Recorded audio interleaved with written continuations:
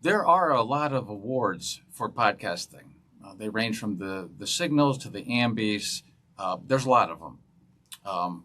The problem is that most of them are for network-supported podcasts. And if you go back, I believe Julia Louis-Dreyfus deservedly so won for Best Podcast, and not that she doesn't deserve it, but there are a lot of independent podcasts that don't get that recognition.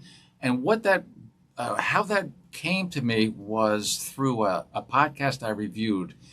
It's a British woman. Her name is EMM. That's sometimes with independent podcasts, weirdly, they don't want their last name out there. I'm not quite sure why, but you're shaking your head, so you've probably seen that. I understand it. Having worked in radio, worked with people who use weird nicknames, right.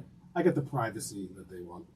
So I interview her one day over Zoom, and we start talking, and I said, so what are you up to? Her verbal diorama is it's a movies podcast. So she'll take a movie. She doesn't review the movie itself. She gives you the history of the movie, how it got started, who wrote it, what happened during production, post-production, so forth.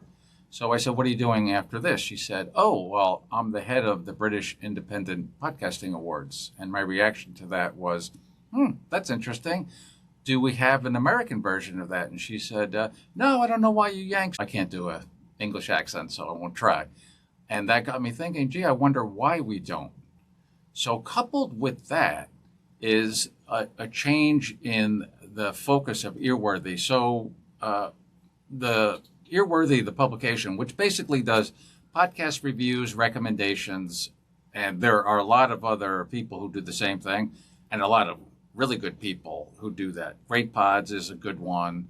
Bingeworthy is a good one. There's a lot of them out there. And one thing that Matthew, is that the podcasting industry is collaborative and collegial. It's not like other industries where it's cutthroat. So we give credit to other people basically doing the same thing.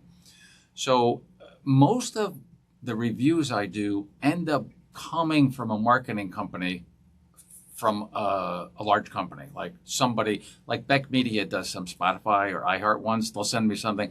Like I got one the other day. Tom Flick is a new audio fiction podcast from iHeart and Tenderfoot TV, and it's got Owen Wilson and Sissy Spacek in it. Terrific. That's great. Yeah. So obviously they've spent money not just on the sound production, but also on the actors themselves. They've spent a lot of money on that. So there's not any way that someone who's an indie podcaster can match that.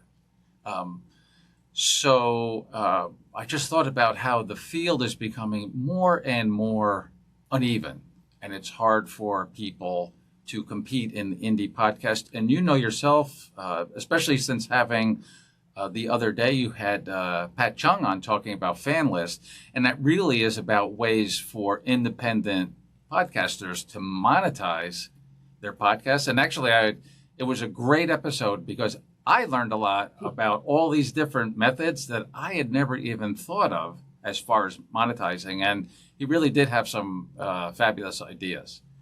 So, but even if everybody, an indie podcaster, adopted all those ideas, they're still behind monetarily the large network podcasts.